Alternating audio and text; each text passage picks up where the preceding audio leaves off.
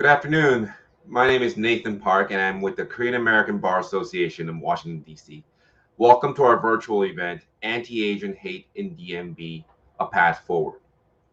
We organized this event because, as Korean American attorneys, we felt the urgent need to respond to the rising tide of violence and hate against Asian Americans throughout the country, beginning with the coronavirus pandemic last year and culminating with the mass shooting of the Atlanta area spas this past March, where most of the victims were Asian American women. At the same time, we found that there is a lack of information that specifically pertains to our own DMV area, the DC, Maryland, Virginia area. Although there is greater awareness of crimes directed against Asian Americans nationwide, as a local Korean American Bar Association, we felt the need to know what's going on in our own neighborhood and be helpful to those immediately around us.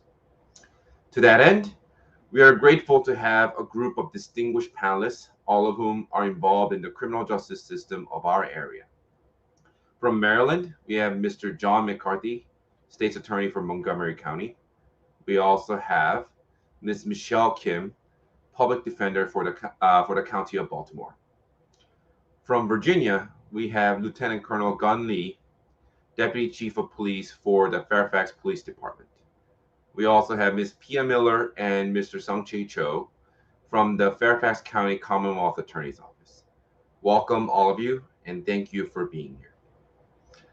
This is how this program will go. I will ask each of our panelists to spend between 5 and 10 minutes discussing the situation on the ground of anti-Asian hate from their own perspective. And we will go into a question and answer session. Audience members are encouraged to submit questions in the chat boxes of either YouTube or Facebook Live through which you are watching this event, and we will select the most relevant questions for the panelists. Having said that, without further ado, let me invite the Maryland side to speak first. So please, Mr. McCarthy, take it away.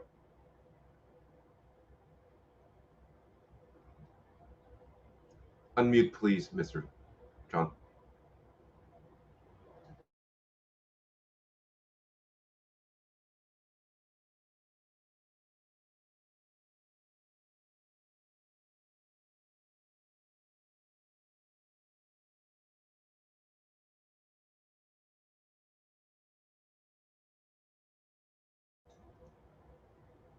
Very sorry, John. I think you'll have to start over and unmute yourself first. Okay. Thank you. I'm sorry, Nathan. If you would begin the PowerPoint presentation that I sent, that would be wonderful. I've been participating in organizations for the last several weeks because we are very concerned about hate in general. And hate crimes being perpetrated in our community in Maryland. But what we've also done, and if Nathan, if you'd run through the first 6 slides of this PowerPoint presentation, and go through the next couple of slides here, we have put together in 7 different languages a brochure that covers things like what are hate crimes, what's the difference between a hate crime and a hate incident. We have specific directions in 7 different languages as to what to do if you're the victim of a hate crime. We have information in the brochures about what resources are available to you in Maryland and in Montgomery County. And we also have information about people who are victims of hate crimes, about funds that are available through public entities for them. If we could go to the next slide. May I say to you, there is a huge difference between a hate crime and a hate incident. I think sometimes we blur the distinction between the two, but a hate crime would be something such as an arson, a vandalism, or an assault, which would typically end up in a criminal courtroom. A hate incident is something broader than that. It may not necessarily be criminal, but it is an offensive activity, which could be even mere words or hateful kinds of speech that is protected under the First Amendment. But we collect data on both hate crimes and hate incidents. And if we go to the next slide, one of the things that we are trying to point out is that we do try to collect throughout the entire state of Maryland information about hate crimes and hate incidences. That information is collected by the state police in Maryland. Next slide, please.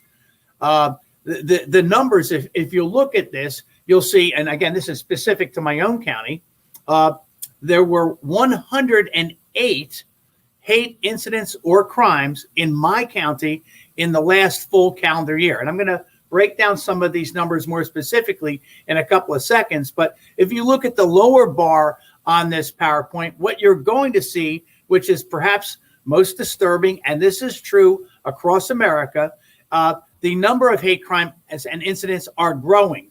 For instance, in 2010, we had 28. In 2019, we had 108.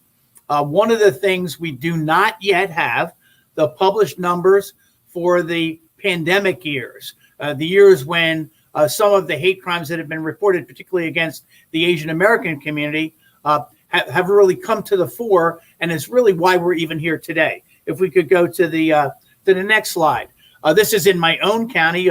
Within the state of Maryland, we actually look at the hot spots where hate crimes occur. One of these is just north of Baltimore. One is within the city of Baltimore. And one of the hot spots in the state of Maryland is actually here in Montgomery County in the Rockville area. Next slide. Many people also will say, well, what kinds of crimes? When we're talking about crimes that occur that are into the category of hate crimes, what types of things are people doing? Well, it's vandalism, it's verbal intimidation, it's assaultive behavior. There is a chart here. I will say to you that if Nathan or Charles wants me to share, I am more than happy to share all of these charts and all of this information, so we get to have an idea of what kinds of things we're looking at. Next slide, please. What motivates and why do people commit hate crimes? Well, there's information here. Race, ethnicity, and ancestry are the number one category and reason why people commit hate crimes. And this is a statistical analysis with charts and things. You'll see that we've gone from, in 2000, for instance, race, ethnicity, and ancestry. We had 108 incidents in 2017, which in 2019 grew to 262. That is part of a national pattern. Next slide, please. In the last full year in my state, Asian American hate crimes or incidences, there were 11 reported. One of the things I think, particularly in any of many communities where language, culture, or maybe immigration status is in question, one of the things I hope we can do today is really emphasize the need to report, because I am absolutely convinced, I'm sure many of the other speakers would join me in this, in saying that the number of crimes committed, particularly against the Korean community or the Asian American community on a broader spectrum, is underreported. Could we go to the next slide? Again, I think this is just another slide. Why are the numbers for Asian American crime lower than expected as collected by the state police? Again, I just don't think that we're necessarily hearing the voices, and that's part of what we're trying to do here, is encourage people to speak up. Some of our communities are very well motivated to report when they've been victims of hate crimes, but I do not think that we have effectively motivated and educated the Asian American community as we should have done, or the Korean community, to do that. Next slide. Who are the victims of hate crime? Again, these are some numbers. If you are a victim of hate crime, you will see here that in the crimes for the last calendar year in Maryland, 12 of the victims were Asian, 177 were Black, and 107 were white. 26 were Hispanic. I think some of the same challenges we have with the immigrant community, with the Hispanic community reporting, is the same kind of challenge we have in the Asian American community. I don't think necessarily those represent the full body of what's happening. It certainly doesn't reflect the tension that is in some communities about the fear about hate incidences. But I think what it does tell us, again, we have underreporting here. Could we go to the next slide? Who commits who commits these crimes by race and ethnicity. Quite candidly, there are very few crimes that are reported that are hate crimes or hate incidences where the perpetrator is a member of the Asian American, Korean, or Pacific Islander community. They're almost non-existent. The numbers are 3. White population is the largest number of offenders, and followed by by categories we can't identify race. We go to the next slide. This is actually a slide here in my own county. I don't know if any of our listeners to our podcast here today are looking, and you'll see that 20850, which is a community that's heavily populated by members of the Korean community and the Asian American community, is the most active zip code in Montgomery County where there were reported hate crimes in 2019 and 20. And so I point this out because there are relatively few. There are some areas where there's almost non-existent or no reporting of hate crimes, but an epicenter is in Rockville here in Montgomery County. Next slide, please. Who is protected under hate crimes legislation? Well, certain classifications of individuals. Again, we've actually broadened it here in Maryland. We now protect homeless. If you are targeted for victimization because of race, color, religious belief, sexual orientation, gender, disability, or national origin. All of these are protected classifications. And so in a hate crime situation, you are the victim of a crime. And the reason that the person did it is you fit into one of these cases, one of these categories. That's one of the additional elements any prosecutor would have to prove in a case when a hate crime was brought. Next slide, please.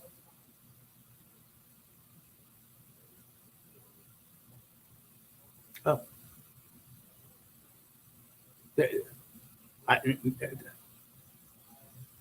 Nathan? All right. Thank you very much. Yeah. Thank you very much. I appreciate it. I give you some of that information and data for the purposes of putting this into a larger context as part of public education for the community. I thank you for allowing me to have a few words with you today. Thank you very much. Terrific. Thank you very much, John, for the detailed information. The statistics is exactly why we wanted to have this event, to understand what's happening around us.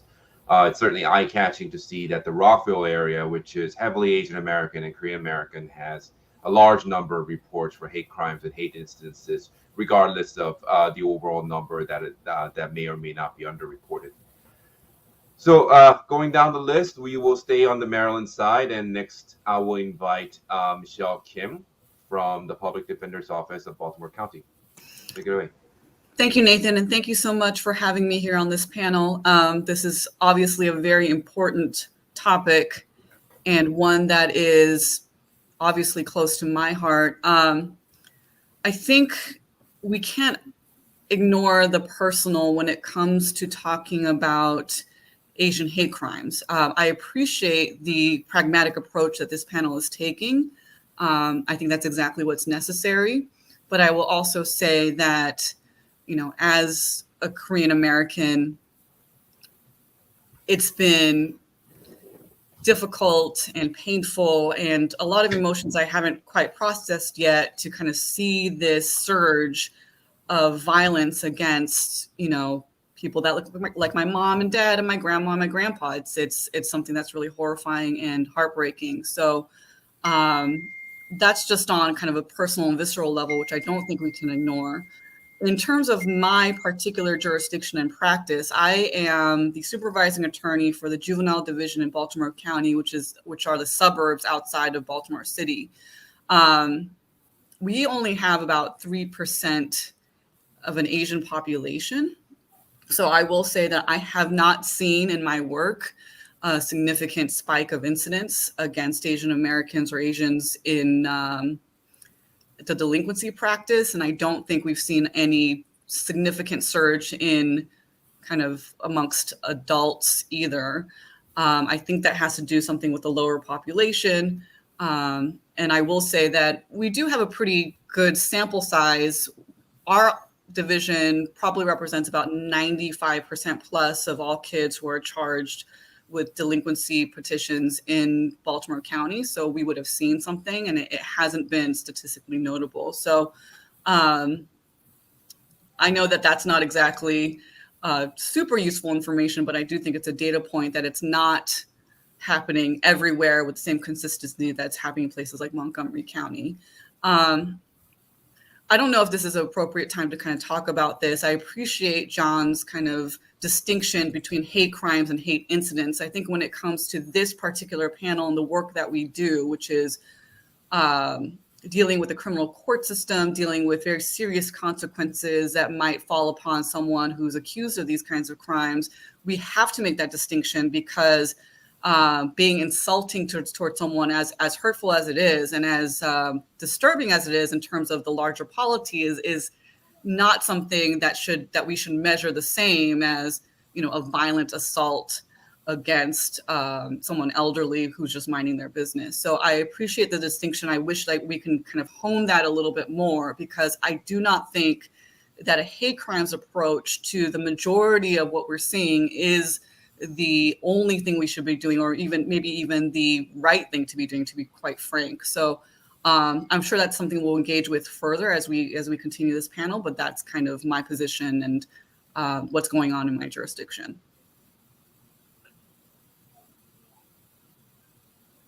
Thank you, Nathan.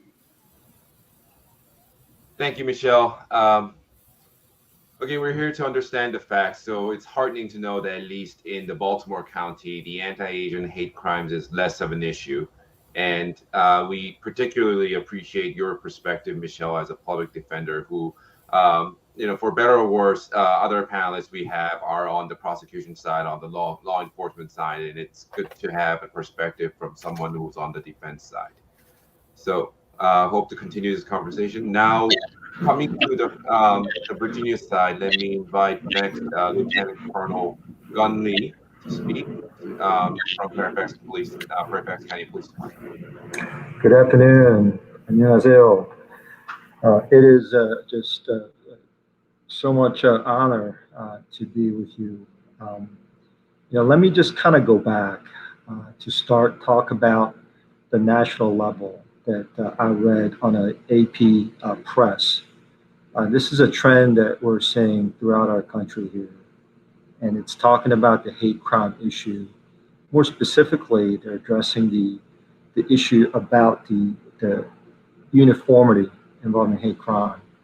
I can tell you that we have, and luckily for Fairfax County Police Department, we have such a great professional working relationship with our Commonwealth Attorney's Office, which is a huge support and a great asset for us as we fight hate crime. But let me go back to what Michelle Kim has said. There's nothing more important and there's nothing more personal when you are the victim of hate incident or hate crime or whatever that may be, a case that involves your race, ethnicity, gender, whatever the reasons that someone commits a crime against you. It is awful.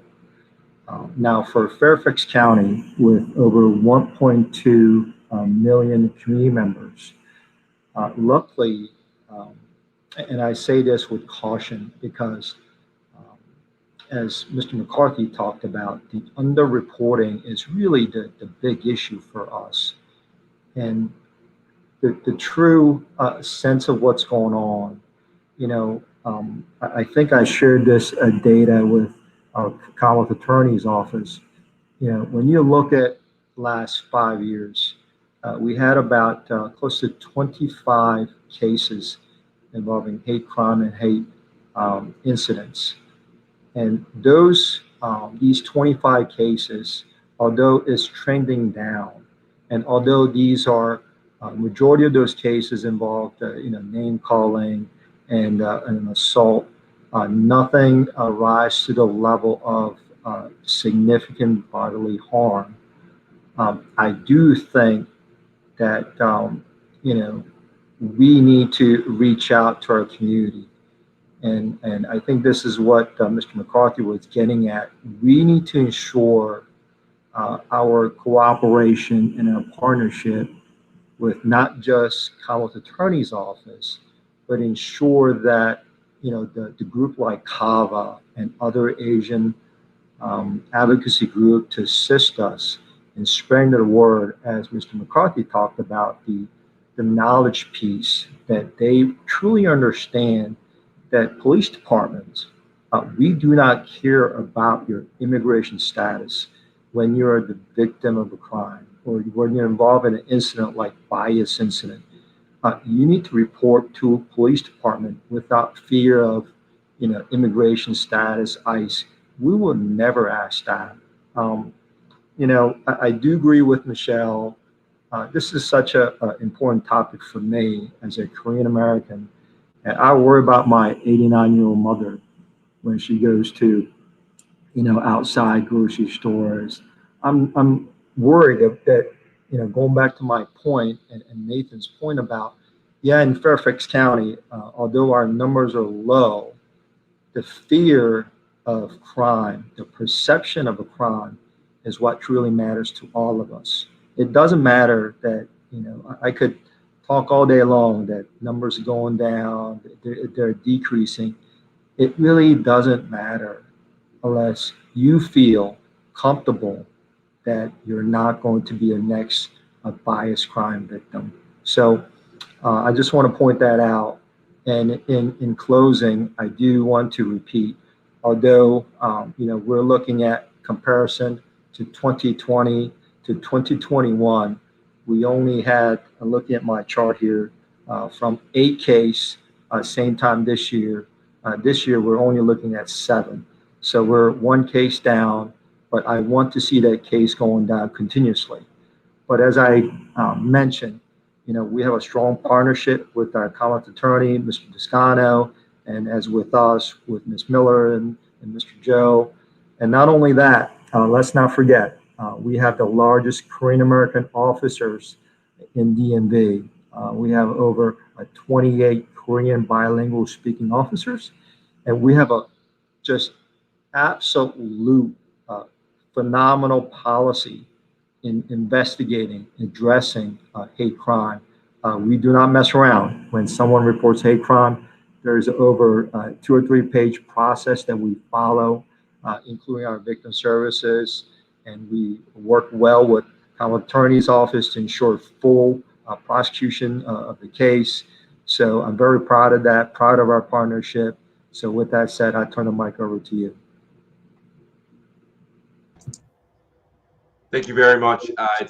It's great to hear that Korean Americans in the Fairfax County, which is where I live also, have the support that we do from Korean American officers and the county police department, who's sensitive to the issues of our community. So next and last but not least, I would invite the Commonwealth Attorney's Office of Fairfax County to speak. Mr. Joe and Ms. Miller, take it away, please. So I'll start. Hi, everyone. My name is Sungjae Jo.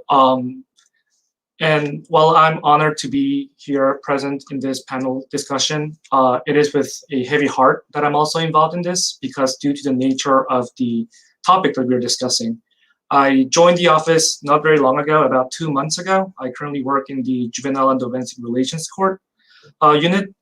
And I think I can somehow resonate to both someone who's as a resident in Fairfax County and someone who's working as a Commonwealth attorney in Fairfax County.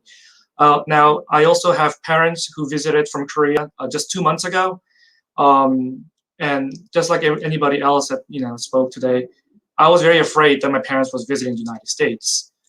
On the other hand, my parents were afraid that I was living in the United States. So, I think it's just in a very bad situation that we're all in. However, my parents luckily was not involved in any incidents at all. They loved it here, just the Fairfax are allowed to offer. So ever since I joined the office, first thing I looked around and asked around was actually, hey, has there been any hate crimes around here? Have you guys handled any of the hate crimes? And I was very surprised, and I was very relieved, and I was very, very happy to find out that, no hate crime has yet to come up until the day that I joined the office. And, quite frankly, in JDR courts as well, I personally have not witnessed those hate crimes as well.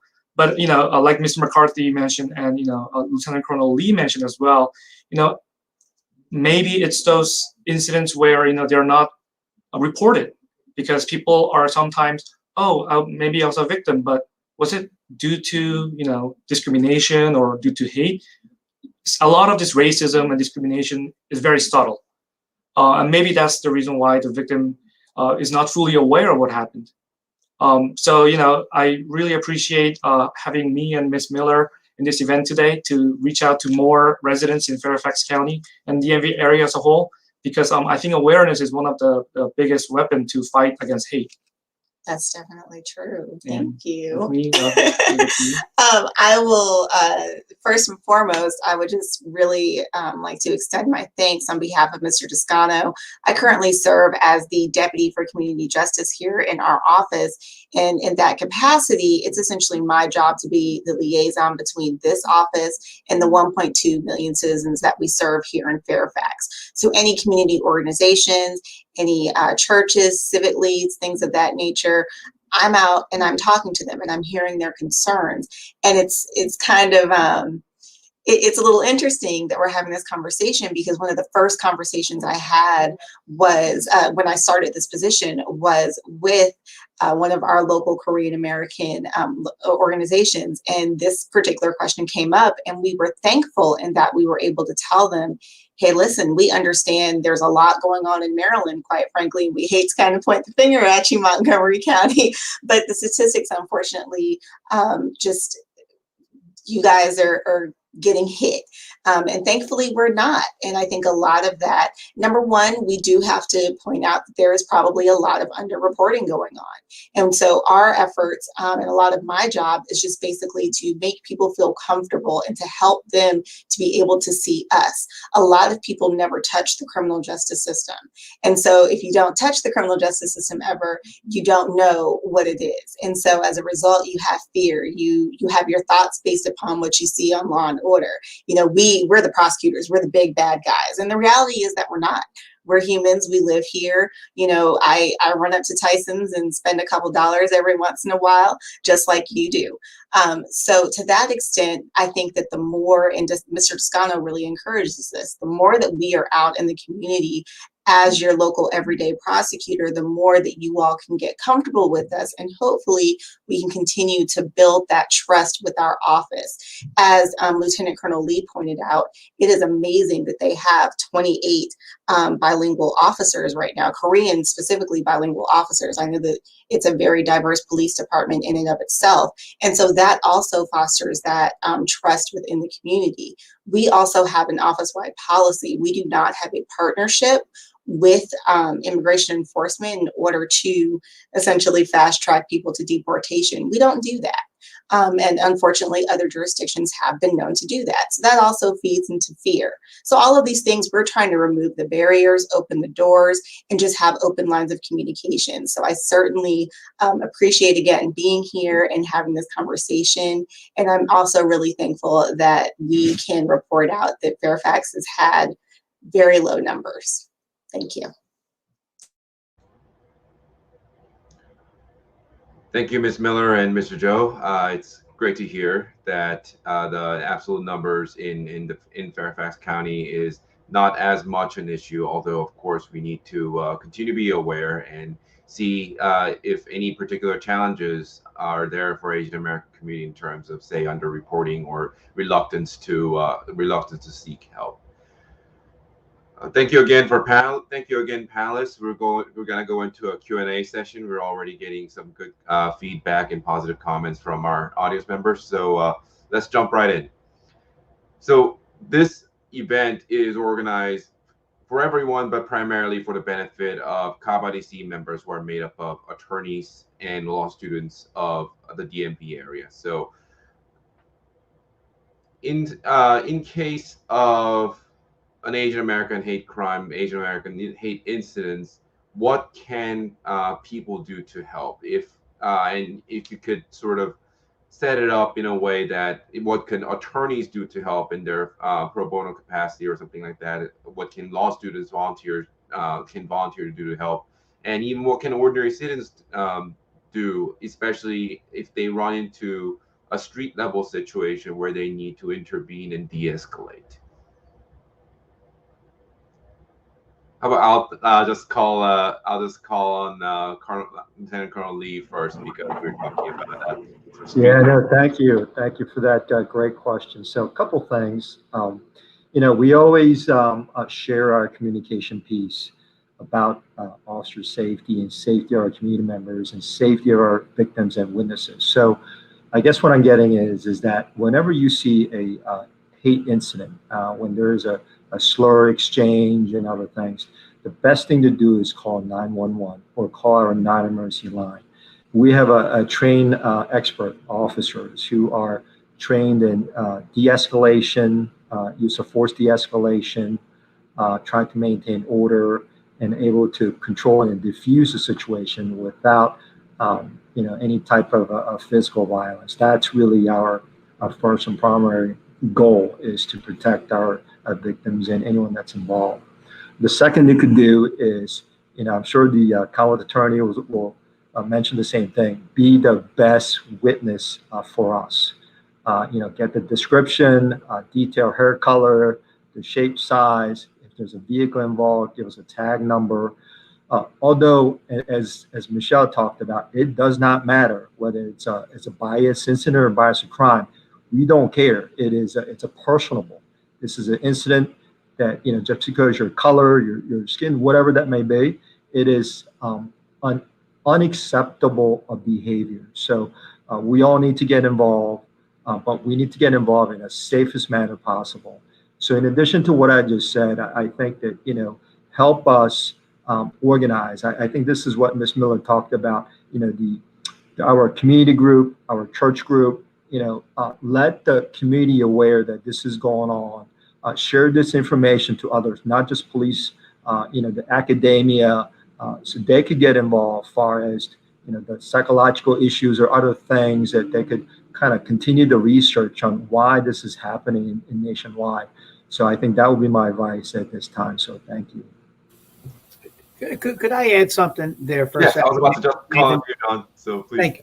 Thank you. First of all, can I want to add, I'm very statistically or data driven in everything we do. And if we are going to attack and try to build strategies for reducing hate in the community, two other things I think statistically we need to know. In Maryland, 25% of all hate crimes or hate incidences are committed by individuals under the age of 18. We have a very significant number of these events that occur between young people. I was shocked when I found out the following thing. When the state police published the numbers and they have a list of the location, where is the most likely place that a hate crime or hate incident is going to occur in my state? Answer: in schools, specifically elementary or secondary schools. The second location would be in the home. College university campuses are third. I was actually shocked that within schools, within colleges and universities, a significant percentage of our hate crimes are perpetrated in those settings, which I found shocking, which if you're going to educate and you're going to do outreach, you may want to start with your schools. You may want to start with your universities and colleges, because that's where the hate crimes in the largest numbers are happening in my state. Thank you.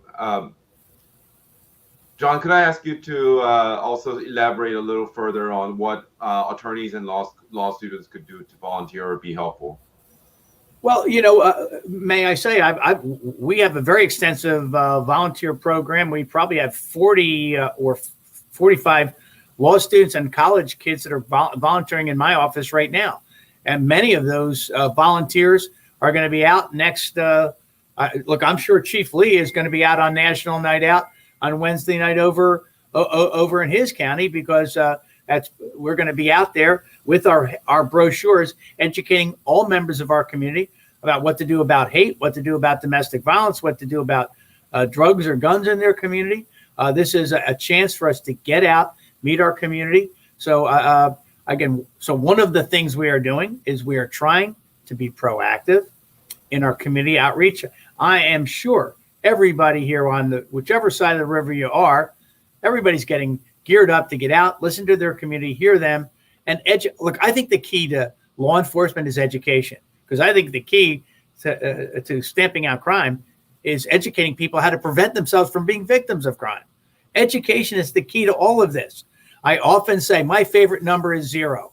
If I had 0 crimes to prosecute, 0 hate crimes, 0 murders, 0, I would be a complete success. I've had no cases, but I would be, that's what we should be striving for. So again, I think it's public education, community outreach through our offices. We are out. This is the 3rd time that I've been with members of the Asian American community and the Maryland State Bar, Asian American Pacific Islanders State Bar Association. I was with them. I am now with you today. This is the 3rd time I've been out there talking to the Asian American community about this issue. This is really an important issue. But one of the sad things, I'm not going to get politics here, but there has been an uptick in hate crimes that has occurred from about 2016 to today. And that's across all lines. Now, you can offer your own explanation for why that's happened. The level of rhetoric that has occurred, it sometimes I think fuels this stuff, but we've got to come together. And I know this was mentioned by somebody earlier. Look, I will tell you, we have the same position. We absolutely never, and it might have been the chief that said it, we never ask immigration status. Particularly for people of the immigrant, we never ask immigration status. I would fire someone if they ever asked immigration status to a victim or a witness to a crime. If they ever did anything to try to get somebody deported, they wouldn't be working for me tomorrow. I think the community needs to know that. We are here to protect everyone. Everyone. Thank you very much. That was very helpful. Let's just go down the list also. I want to also hear from Michelle and Pia and Song about potential volunteer opportunities for law students and attorneys at their respective offices. So let's go with Michelle next. Okay, so I'm going to be political and I'm going to just jump in there because why not? By the time something rises to the level of the criminal court system, the system has already failed. The incident has already occurred. The damage has already been done. And I represent kids who are charged with crimes, but I will say that as these kids are often also the victims of crimes, that the number one desire for, the vast majority of people who find themselves victims of crimes is for it to never have happened. So the conversation needs to start at a much earlier stage than, what can we do in terms of the prosecution or the law enforcement of these kinds of incidents? We've got to figure out how to stop it on the ground. I don't have the answer to that. What I would suggest is Asians in America have been the scapegoats throughout our history in this country. Whenever there's been kind of a national tumult. After the killings of the Asian women in Atlanta, there was a kind of an outpouring of articles and information about it. I learned a lot about kind of the history of Asian Americans I didn't know before. I learned that Filipino Americans, when they first came here, they were written about as having disease, about carrying viruses. I'm from Orange County, California, where there's a huge Korean and Vietnamese population.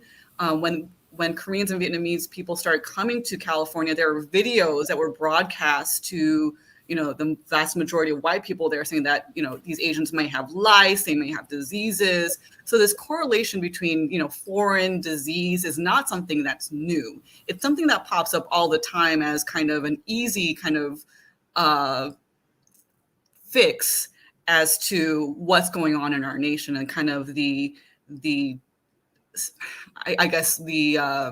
conflicts and uncertainties and anxieties of our nation express themselves like this. And that's what needs to stop, right? I don't have the exact solution to this. What I would suggest is that there needs to be more activism on the ground in terms of Asians getting involved in not just politics, but these larger conversations that we're having about our role in these communities. I know that this is just kind of a broad general thing, but at least in my community and when I was growing up, like our Korean church and stuff weren't really engaged in the community at large. We were kind of focused on our church and like the very localized issues. That's removing ourselves from the community in a way that does not help when it comes to these larger conversations. And I'm not saying that Asians are to blame, but I'm saying that if we're going to combat these misimpressions that are occurring because people in power and in the media are saying things like, Asians have Kung flu and the China virus, there needs to be a robust and immediate response to that from people in power. And I think law students and attorneys of Koreans and Asians are uniquely positioned to do that. So I would suggest that before we even get to the stage about talking about arrests and prosecution and reporting, that we talk about how to prevent it. And that's what I would like kind of a lot of our conversations to be, because I don't want my parents to deal with it, period, right? I don't want them to be called names or to face violence, period. How do we make that happen? So that's what I would start with. I would say that this is not something new. And so we need to kind of examine the history, examine the patterns. One quick thing I would say is, I know that, and again, I'm going to get super political right now, and I don't, if someone has a problem with that, I'm sorry. But this kind of right-wing push against forbidding CRT in schools is just kind of a code for saying, like, we don't want to talk about race and racism in our schools. And that's going to lead to exactly the outcomes that we see today, because we need to talk more about inclusion. We need to talk more about like engaging together as a diverse kind of melting pot. We cannot do those things if we're going to ignore race. And that's all I have for right now. Thank you very much for that. And that was a very necessary perspective. I would say that if you are interested in getting involved in those conversations, KABA-DC is actually the place for that. We are uniquely situated in that we are the Bar Association, the nation's capital. So we are connected with, for example, Korean American congressmen, members of the Congress, and have these conversations at the same time. To be sure, we are a bipartisan organization, but we also certainly stand up against racial prejudice. One note I would add also, because this factoid tends to surprise a lot of people, is that the DMV area is the nation's third largest Korean American area. We have more Korean Americans in this area than places that one might think of, like San Francisco or Seattle or even Chicago or Atlanta. So people are often surprised to hear that. I don't think anybody in our panel is surprised by it, but the Asian American issue is a very significant issue in our community, and this is why it's been so great to have all of you here on this panel to discuss this matter. So let me just invite Sung and Pia about what law students and attorneys could do to help out. It could be general level, or it could be more specific to the Commonwealth Attorney's Office at Fairfax. So I'll say one thing that's not necessarily specific to what attorneys or law students can do. It's really what all of us can do. And it very much plays off of what Lieutenant Colonel Lee was discussing, which is that not only be helpful in terms of gathering the information, be a good witness to get that information to the police. The more that they have to write in their report, the easier it is for us to do our job. But what I will also say is, I need to take it one step further. I need you to be very much an actual witness. I need you to come to court and be willing to testify. When our attorneys call you, you need to answer the calls. You need to call us back. we're not here to hurt you. We are literally here to help. And you may not actually be the victim, but because you're the witness, if we can't get you on board, the actual victim, we may not be able to meet our burden of proof so that they end up being made whole and hopefully getting a conviction for the person who was accused in that particular situation. So don't be scared to come to court. Again, talk to us. We will get you ready. We will get you prepared so that you can be a good and effective witness actually testifying in a courtroom. That is the biggest thing I can say. The other thing I would suggest, and this kind of goes to Michelle's comments, but I would very much suggest coordinating not only amongst Korean American bar associations or Asian American and Pacific Islander bar associations, but coordinate your efforts with the other minority bar associations. I know that I have personally been involved with Northern Virginia Black Attorneys Association since I came out of law school back in 2007. I've also been involved with the Old Dominion Bar Association, which is the statewide Black bar for the Commonwealth of Virginia. In almost everything that we do, particularly with Northern Virginia Black attorneys, we partner with the other minority bars because 9 times out of 10, if it's affecting us, it's affecting all the minority attorneys. So the more that we can collectively use our resources and work together, the better everything is. So those are my 2 suggestions for attorneys and law students. But I know you've got one more, which is a very good one. The one I think everyone else, spoke great examples of how to volunteer, but I think one unique place to volunteer for Fairfax County is the Victim Services Unit, which works directly with the victim. As a Commonwealth attorney, we do not contact directly with the victim. We always have a Victim Services unit personnel involved in our conversation. And what they do is they keep in touch with the victim throughout the entire process if the victim wishes to hear what is going on with the case.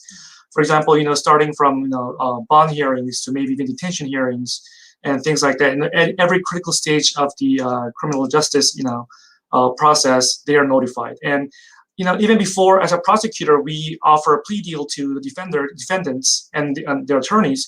We do not offer final offer until we have some kind of input from the victims. Of course, it's still our call after looking at all the facts and the evidence that we have available, but we do try hard to listen to their input and see what is just for the victim as well. That's true.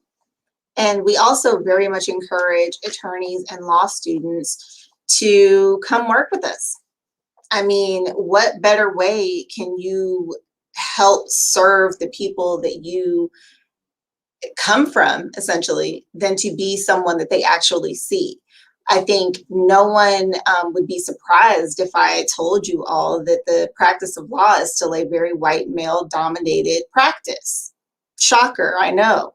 But if we're not in the room, but the victim looks like me or looks like you, then is the victim going to be as comfortable as they could be?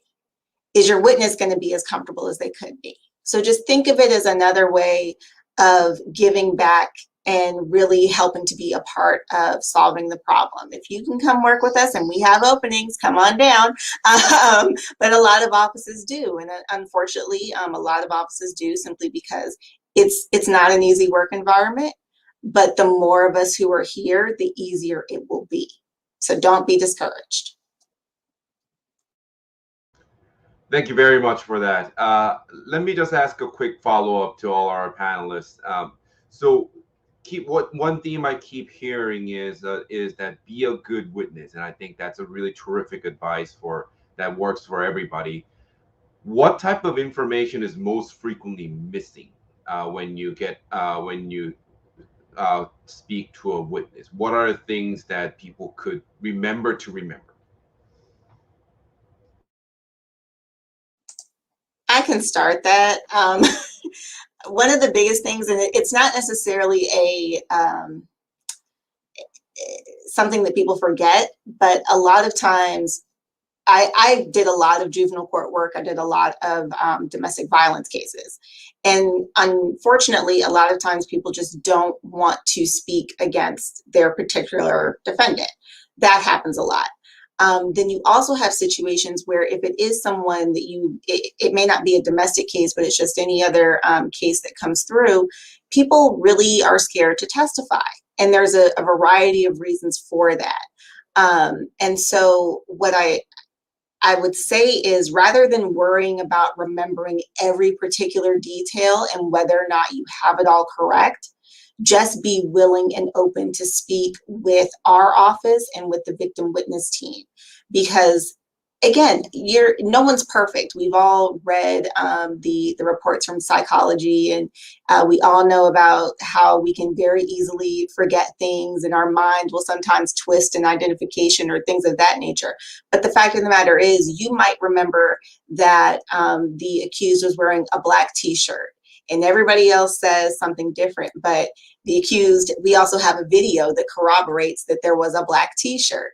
But without you being willing to say there was a black t-shirt, but you might be so worried about everything else. Oh, I don't remember whether they were jeans or sweatpants or sneakers or he was barefoot. No, just say black t-shirt. Just give whatever information you have. Nothing is ever too small.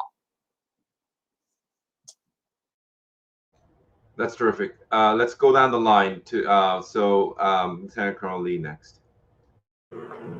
Yeah, I think Ms. Miller said it perfectly. But just to add, I think, it is interesting when I was working at the supervisor at the communication center, when there's one minor accident near 66 somewhere, we'll get hundreds of phone calls from cell phones and everybody else. They want to, let the police know that they are, the travel time has been slow, hinder, whatever that may be. But why is it when we have a bias incident or bias crime that we don't really get any phone calls from surrounding folks? I do find that very troubling. We need to get involved. You need to call us and report these cases so we can then start taking action. The last part, I think Ms. Miller pretty much covered it all. The description is so important to us. If you have a camera available, if you could take a picture, as long as you're a safe place and position to do so, those are very helpful. The tag numbers are great. We can always follow up at a safe time and distance. And just, if you could jot down, what you heard, he said, she said, as best information possible. Those are very helpful to our detectives and our officers as we further this case. So thank you. Thank you, Mr. McCarthy. What can people remember to remember?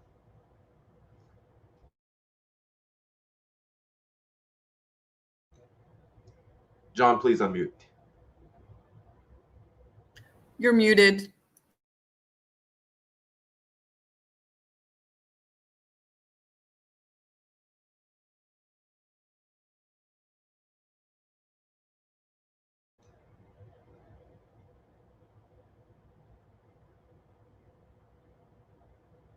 Sorry, let's jump to Michelle first. Michelle, when in your experience, when people come across hate incidents, or when people need to serve as witnesses, what can they remember to remember? So I'm the wrong person to ask. I do not investigate crimes, so I don't know really what to say here. I'm going to be a little provocative and say that, again, I think there's an important distinction between hate incidents and hate crimes. And I will also say that I think that there needs to be some sort of non-law enforcement way to address hate incidents, because, to be frank, the police, the prosecutors, the courts are not going to address these matters quickly or efficiently, right? If someone's throwing on slurs, there needs to be some kind of response. It's a scary situation, but to be frank, it's not realistic to think that this particular system is the best way to kind of go about handling those things.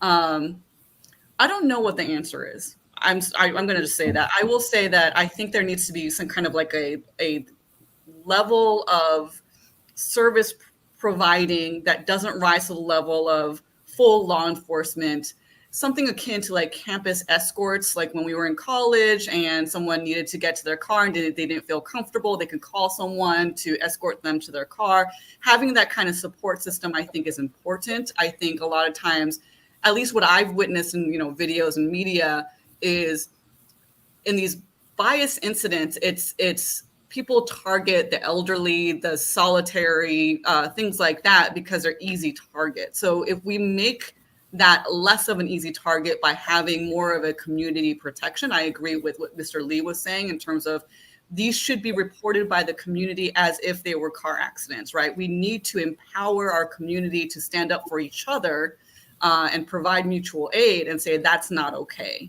I think that's actually happening more than it was a couple years ago, but we really do need to inform, educate, and advocate in our communities for people to kind of stand up and protect each other. Thank you very much for that. That was very valuable. Matter of fact, my favorite saying about the law comes from Confucius. I actually have it written down and hanging on my wall somewhere in my house. It says, what he said is that if you regulate by law and punishment, people will only seek to avoid it and have no sense of shame. Whereas if you try to regulate by rules and rituals, then people grow a sense of goodness in themselves and regulate themselves. And the idea that peace and harmony is achieved without law enforcement having to step in is an important idea for all of us who are involved in the legal profession. Because, as Michelle said very correctly, that the law often is a blunt tool. It works slowly, and by the time it is called upon to serve, something bad has already happened. Having said that, let's turn over to John. Practical, philosophical, everything you got. Something that people could remember as they come across these hate crimes and hate instances. Practical, yeah. Very, very practically, memorialize it. I know there's a lot of.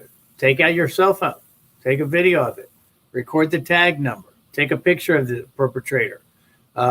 If you don't have a phone with you, as soon as you get available, just to memorialize so you remember things as much detail as possible, go home and write it down. Then when you do in fact report it, you can share a picture, a video, a tag number, or your notes. And because you're going to do it in close proximity to the crime or the incident, it's going to be, I think, more reliable. And that's subject to, you're forgetting some of the details. So write it down, memorialize it. Terrific, thank you. Okay, so switching gears a little bit, let's move on to a different topic. And we're going to ask a couple of tough questions, just because what we're trying to do is see if things are actually happening on the ground.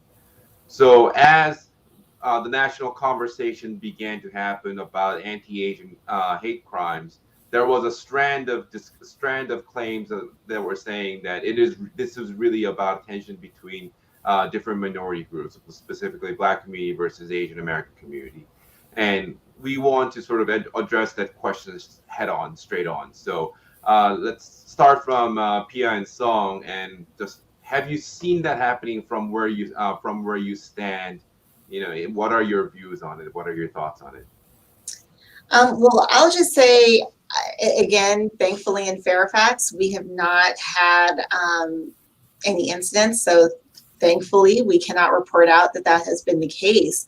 I will say personally, of course, we all have seen things, on Twitter or on, other social media platforms that may, in fact, try to kind of stoke underlying tensions and just make them seem worse than they are. But, I believe it's probably a little bit taken out of proportion. I think there has always, let's also just be a little real about it. This is still the United States of America. We've always had racial tension. I don't see it going away anytime soon, hope and pray that it does, but I just don't see it happening. Kind of going back to what Mr. McCarthy was saying a little bit earlier, we have seen some interesting rhetoric over the last few years. Interesting rhetoric allows people to feel a little bit more comfortable, a little bit more emboldened in saying certain things and doing certain things. Has that specifically within Fairfax County or within what I've seen been between the Black community and the Asian community? Not from what I have seen. But again, I am here. I am one person. I'm by no means going to say I'm an authority on what may be happening in Iowa or in California or New York or anywhere else. But that is my personal opinion. So I don't know if you have anything. Well, of course, everyone has their different opinions and very personal. So when I actually received this question, previously, and kind of like to think about where this question kind of came from. I watch a lot of Korean, like message boards and community boards, like Reddit and stuff in Korean, and I was kind of disbelieved when I saw a lot of Koreans, kind of posting, oh yeah, like Black people, they're discriminated, but they're committing this hate crimes against Asians. And statistics, we don't really have exact statistics on how many different ethnic groups are attacking who, and if any, we just saw from Mr. McCarthy of how it wasn't really the Black people that's attacking Asians, a little bit of everything, sadly. But so, and I just wanted to highlight, because the question was asked, that when I was reading the news, I was scared, at the starting of the pandemic, not only because of the COVID, but also because of the increasing hate crime. But there was a heartwarming news that I read. I believe it was in New York for one of the first victims of hate crimes that was nationally televised and sent out in news. How the attorney who was trying to help the victim was actually from an African American coalition. And I just want to highlight, sometimes people like to make statements that are on the bad side and not really what's good that's happening. So, I think we should try to focus on the good when it comes to race issues. And yeah, we should talk about the bad things as well. But we shouldn't forget the good side. Terrific. Thank you. Let's go down the line. I'll ask Lieutenant Colonel Lee. Thank you. Yeah, Ms. Miller and Mr. Joe is absolutely correct. When you look at Fairfax County in the past, 5+ years with 25 cases we had, it is sad. I'm there to say that there is no one group that's committing, all these incidents. It's all of us, whether you're white, African American, even Muslim, and even Asian against Asians. We're seeing cases involving bias incidents and cases. So, this tells you just the profound, the seriousness of this issue. It's not just one group, and the data shows it's not just, African American or a certain group committing against, a certain race or individual. So that's not accurate as far as Fairfax County is concerned. But it does points to the importance of, this is kind of what I think Ms. Miller talked about.